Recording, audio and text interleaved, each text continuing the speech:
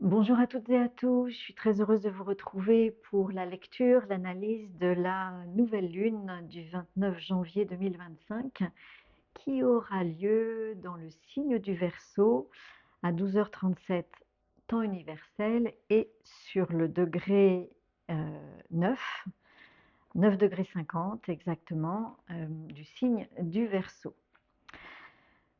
Alors cette nouvelle lune se vit dans le signe du Verseau. Le signe du Verseau, c'est la première nouvelle lune de l'année 2025 et le signe du Verseau, eh bien, est un signe collectif, c'est un signe d'air collectif euh, qui nous parle aussi d'innovation, d'originalité, de singularité et qui nous parle de libération. Euh, on sait que la planète Pluton est entrée dans le signe du Verseau il y a peu et que de ce fait, on s'attend à de grandes transformations en matière de communication. C'est un signe d'air, donc un signe qui nous parle de communication et d'échange, avec beaucoup d'innovations dans le domaine de la communication et des échanges euh, au niveau collectif et également au niveau individuel. Alors au niveau individuel, le signe du Verseau, et donc cette nouvelle lune dans le signe du Verseau, nous propose d'aller à la rencontre de notre singularité afin que nous puissions communiquer, échanger notre singularité.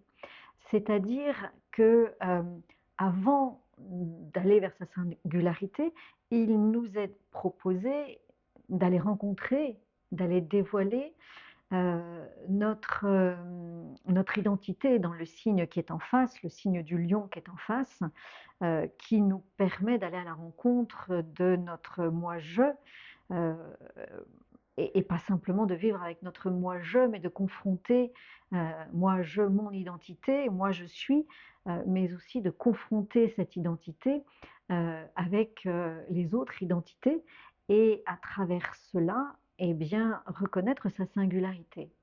Et donc, par là même, reconnaître la singularité de tout un chacun.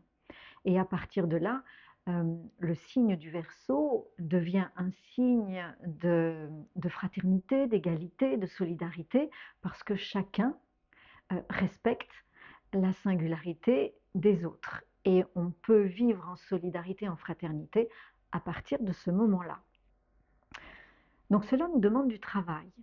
Et cette nouvelle lune, eh bien, elle peut se lire de différentes façons.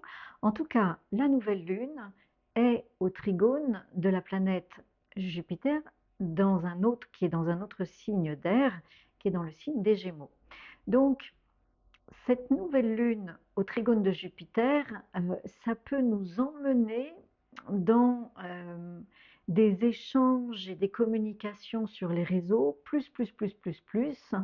euh, avec beaucoup de dispersion.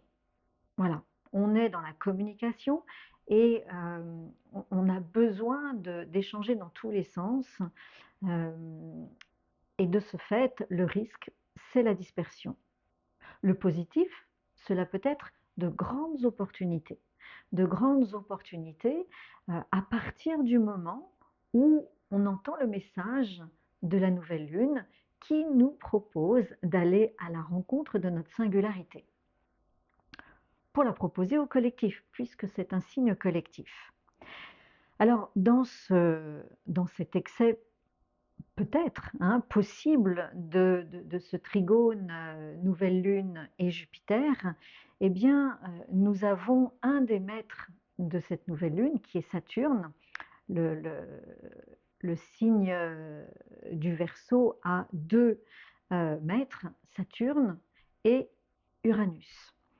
Et il est vrai que le premier maître du signe du Verseau, avant que l'on découvre Uranus, le premier maître du signe du Verseau, Saturne, euh, joue un petit peu un rôle de garde-fou, puisqu'il se trouve au carré de la planète Jupiter. Saturne est toujours dans le signe du poisson, des poissons, et il, il, euh, il met en réalité des possibles qui sont dans l'invisible pour nous montrer ce qui peut se passer quelque part, hein, et nous ouvrir à plus grand, voilà, et à plus juste. Donc, il peut nous présenter, mettre en forme des situations qui ne sont pas forcément toujours très, très confortables. Il peut mettre sur notre chemin pas mal de contraintes afin que nous puissions réfléchir sur eh bien, tout ce que nous pouvons faire là où nous pouvons aller un petit peu partout dans les réseaux, dans des nouveaux modes de communication. Et puis Saturne, donc toujours planète maîtresse du signe du Verseau, Saturne est également au carré, au semi-carré, pardon, au semi-carré de la conjonction Pluton-Mercure, qui est dans le signe du Verseau. Et cette conjonction Pluton-Mercure nous signifie quand même des transformations dans nos modes de réflexion et de communication. Et là encore, eh bien, Saturne joue le rôle de garde-fou en nous montrant, en mettant en forme des réalités possibles, d'une utilisation, d'une innovation qui va utiliser peut-être des vibrations, on ne sait pas trop où on va aller. D'accord? Donc, merci le maître de sagesse, merci Saturne qui peut aussi être considéré comme maître de la contrainte. En tout cas, moi je le perçois dans cette lunaison comme un garde-fou à ce que l'on pourrait développer, mettre en place euh, sur les échanges, dans notre nouvelle façon de communiquer, d'échanger avec les autres dans le collectif.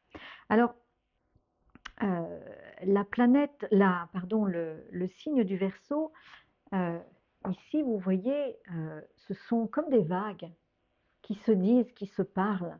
Car effectivement, le signe du Verseau, c'est l'électricité. Et on essaie d'être sur la même longueur d'onde que les autres. Ça, c'est être dans une communication juste, c'est trouver la longueur d'onde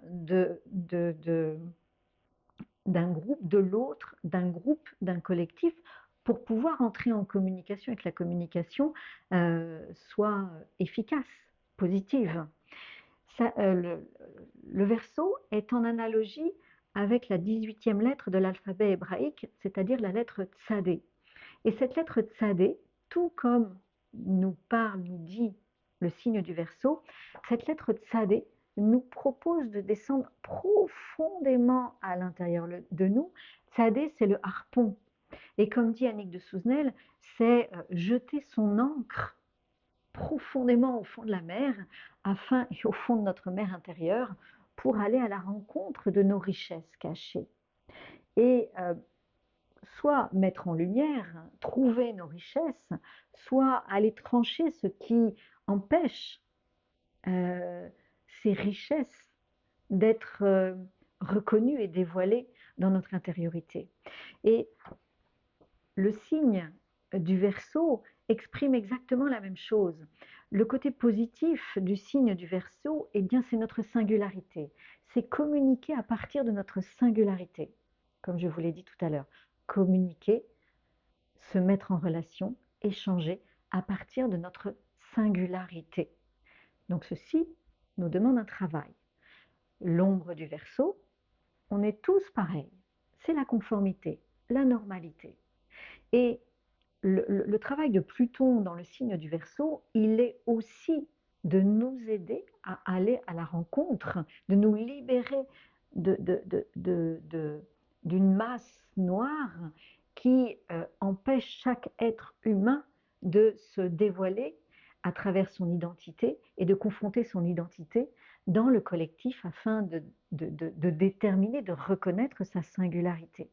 Donc Pluton est là pour libérer cette masse sombre qui fait emprise sur le collectif et qui empêche chacun d'entre nous de, euh, de reconnaître et de dévoiler et d'offrir à chacun d'entre nous sa singularité.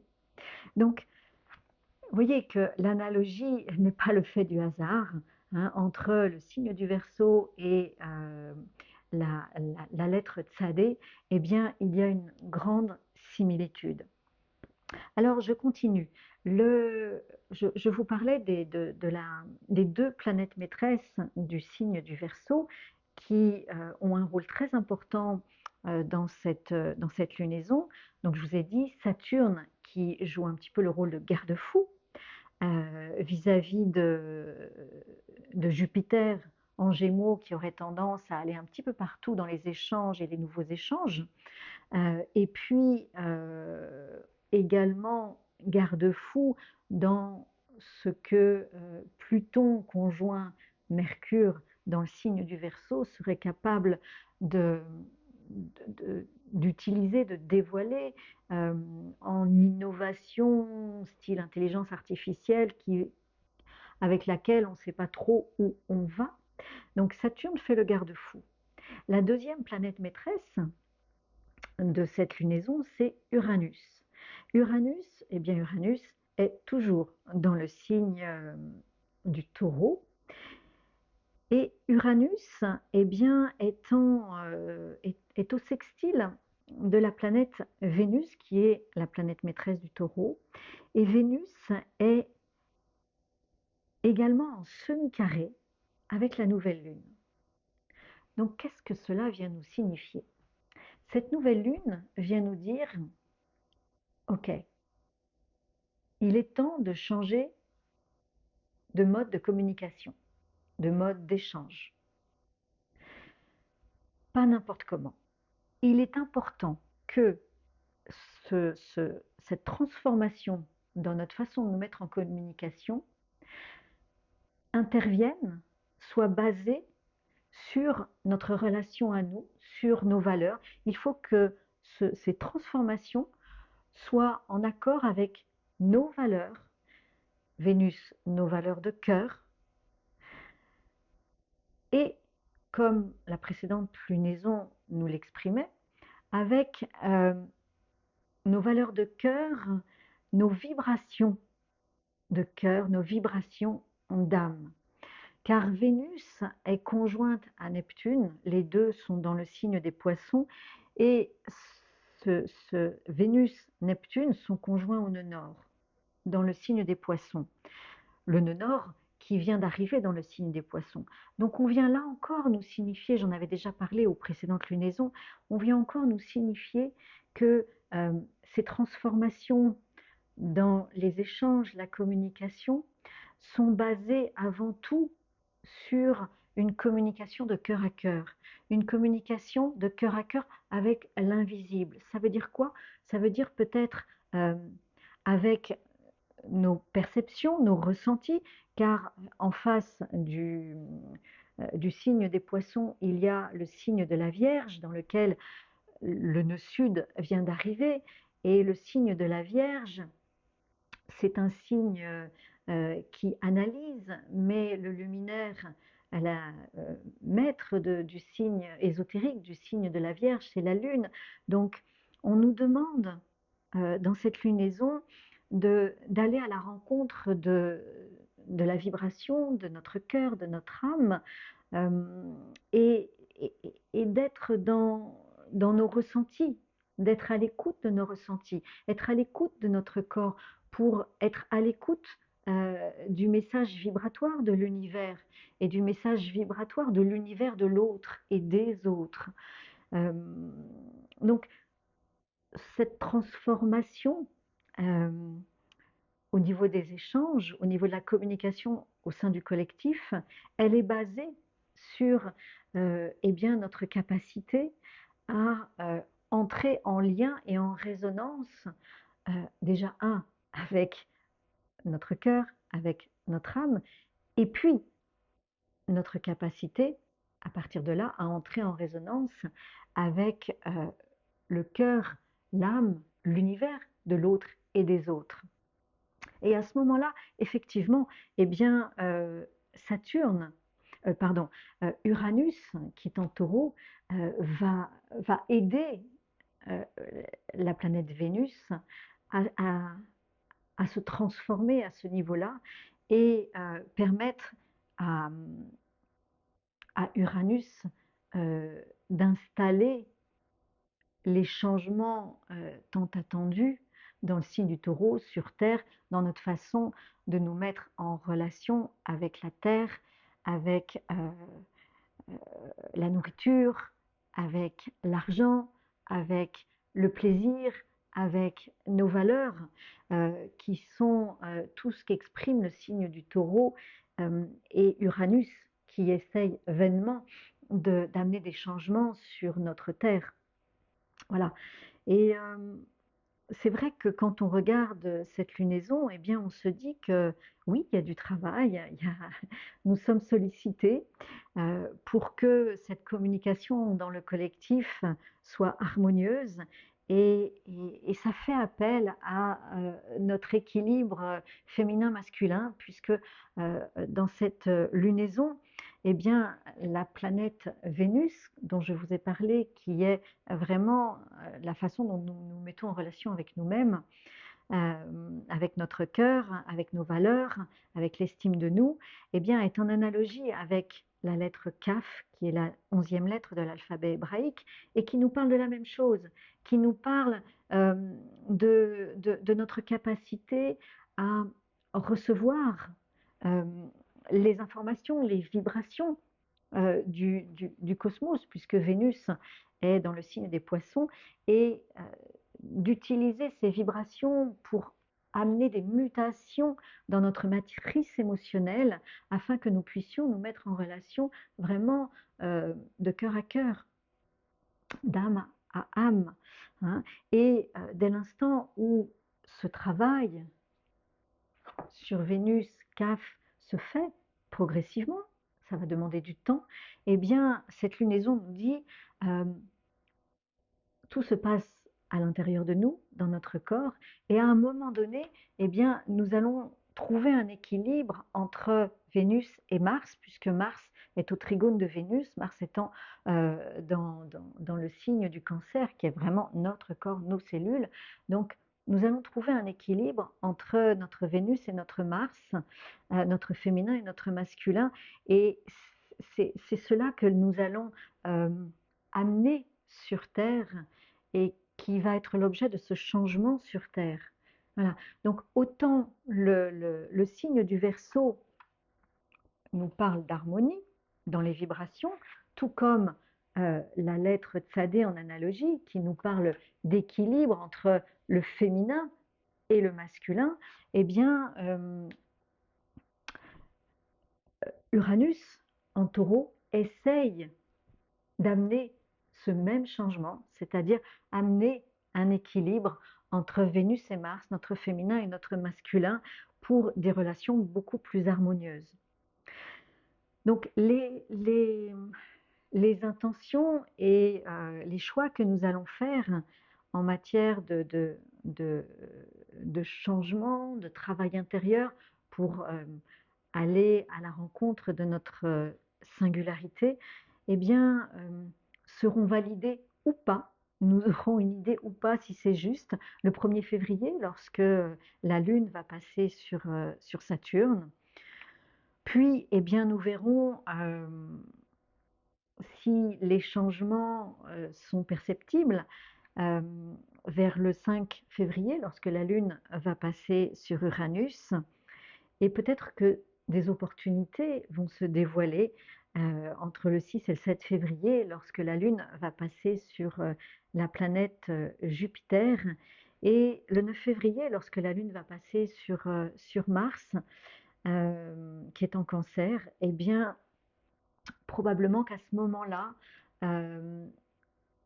nous pourrons vraiment entrer en action et vraiment sentir cet équilibre entre notre masculin et notre féminin.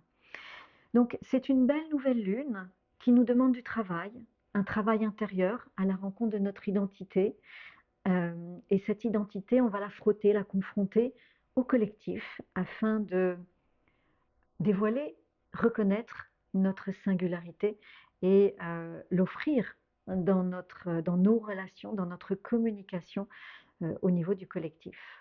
Voilà, donc n'oubliez pas, euh, l'avenir de la communication, des échanges, euh, nous est proposé, l'avenir qui nous est proposé et qui sera juste et harmonieux, c'est d'apprendre à communiquer d'âme à âme, de vibration à vibration, hein, de cœur à cœur, pour une vie beaucoup plus harmonieuse et beaucoup plus juste sur Terre, le signe du taureau, où se trouve actuellement Uranus, qui est la planète maîtresse, une des deux planètes maîtresses du signe du Verseau. Voilà ce que j'avais à vous dire. Je vous souhaite une très belle nouvelle lune et je vous retrouverai pour la prochaine pleine lune en Lion. À très vite.